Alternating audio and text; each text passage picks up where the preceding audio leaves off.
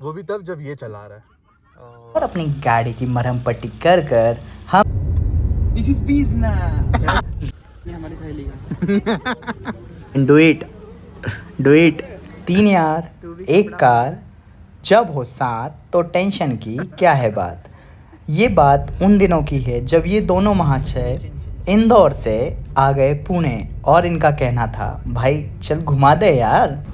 तो क्या था, बस सुबह के 4 बजे इनकी नींद खराब कर कर हम निकल गए हमारी डेस्टिनेशन महाबलेश्वर की ओर, जहां हम सूरज की पहली किरण के साथ पहुंच गए सनराइज़ पॉइंट पर और सनराइज़ का व्यू एंजॉय किया।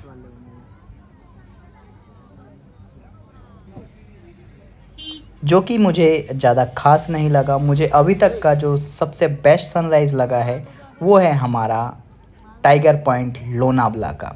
यहाँ पर कुछ बच्चे भी आए हुए थे जो कि अपने ग्रुप के साथ एंजॉय कर रहे थे। यहाँ पर उसके बाद हमने डिस्कशन किया कि अब करना क्या है next. Literal discussion. Pratapgarh Pratap कितनी दूर है? कितनी दूर है? देख रहे हैं। देखा भैया 10 किलोमीटर जाने में लगेगा 1 घंटा मिनिमम। वो भी तब जब ये चला रहा है। और फिर अभी कहाँ जाना है? मंदिर मंदिर प्रतापगढ़ मंदिर। राउट एड डेस्टिनेशन डालो बाबू। अरे वो मंदिर का ये साला मेरे को 23 किलोमीटर क्यों बता रहा है? यहीं पर डिस्कशन समाप्त हुआ। उसके पश्चात हमने अपनी बड़ी बाटली से छोटी छोटी निक्की निक्की बाटलियों में पानी भरा और अपनी गाड़ी की मरहम पट्टी कर कर हम निकल गए हमारी अगली डेस्टिनेशन की ओर, जो कि होगी प्रतापगढ़। ड्राइवर हमारा बेकार है, बहुत घटिया तरीके से गाड़ी चला रहा है। रोड तुम्हारे इलाके का खराब है। अच्छा सड़क क्यों नहीं बनवाते हो? हाँ, यहाँ पे हमारा ये भी कंसर्न है, यदि ये जगह जगह टोल लेते हैं, अप्रोक्स 187 लिया है, तो इन्होंने रोड क्यों नहीं बनवाया है? हर जगह रोड बहुत ज़्यादा खराब है, जो कि बहुत सही नहीं है। कुछ महानुभाव का ये कमेंट आएगा कि मतलब रोड अगर अच्छा बना दिया तो सब कोई स्मूथली चलेंगे और फिर एक्सीडेंट ज़्यादा होंगे।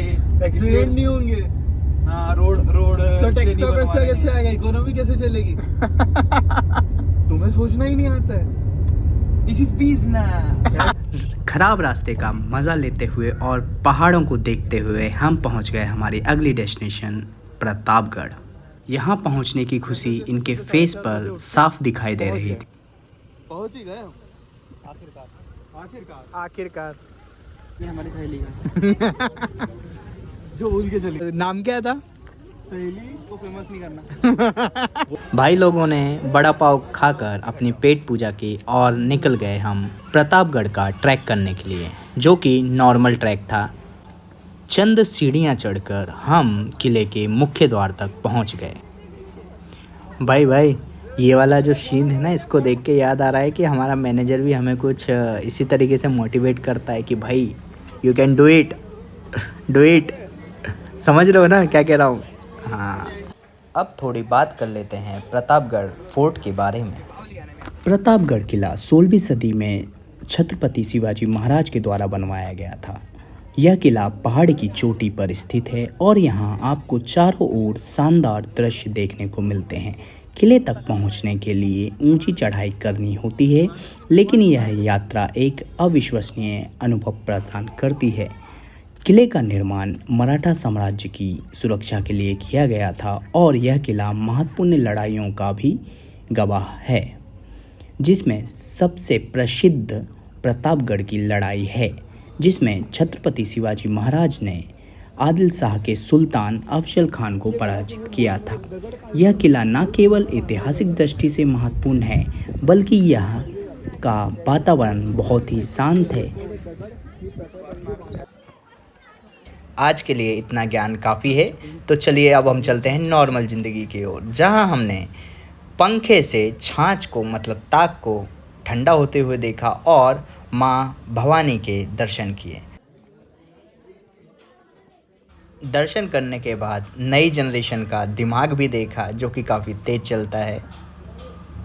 कुछ इस तरीके से, जहां हम मुँह से फुग्गे फुलाया करते थे, ये पंखे से फुला रहे हैं। यहाँ पर रखे कुछ पुराने शस्त्र भी हमने देखे, इन शस्त्रों को प्रणाम कर कर हम निकल गए केदारेश्वर टेम्पल की ओर, जो कि कुछ ही दूरी पर है। यहाँ पर हमने कुछ 20 to 30 सीढ़ियाँ चढ़कर पहुँच गए केदारेश्वर मंदिर। यहाँ पहुँचने के बाद यहाँ पर जो पंडित जी विराजमान थे उनसे हमने कुछ वार्तालाप किया और हमें पता चला ये शिवलिंग स्वयंभू है और सन 1656 से यहाँ पर है। यहाँ पर रुद्राभिषेक करने पर इच्छा पूर्ति होती है, ऐसा माना जाता है। यहाँ से निकलकर और कुछ दूर चलकर हम पहुँच गए मेन पॉइंट पर, जहाँ पर छत्रपति शिवाजी महाराज का स्टैचू बनाया गया है, जिसके दर्शन किए हमने और प्रणाम किया छत्रपति शिवाजी महाराज को। इस तरीके से लगभग सारे किले के पॉइंट कवर करते हुए हमने हमारे ट्रैक को विराम दिया और हमने हमारी गाड़ी की ओर प्रस्थान किया और गाड़ी में बैठकर प्रतापगढ़ किले को टाटा बाय बाय बोलकर हमारी अगली डेस्टिनेशन की ओर बढ़ गए, जो थी महाबलेश्वर का मुख्य टेम्पल। खाली रोड देखकर भाई को अपनी शक्तियों की अनुभूति हो गई और बोला, गाड़ी तेरा भाई चलाएगा।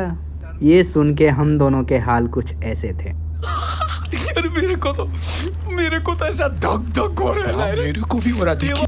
तो फिर क्या था, अपनी धक धक को शांत कर कर पहुँच गए महाबलेश्वर के मुख्य टेम्पल, जहाँ हमने दर्शन तो नहीं किए, भीड़ बहुत थी, इसलिए बाहर से ही हाथ जोड़कर और भगवान का आशीर्वाद लेकर पहुंच गए पंचगंगा।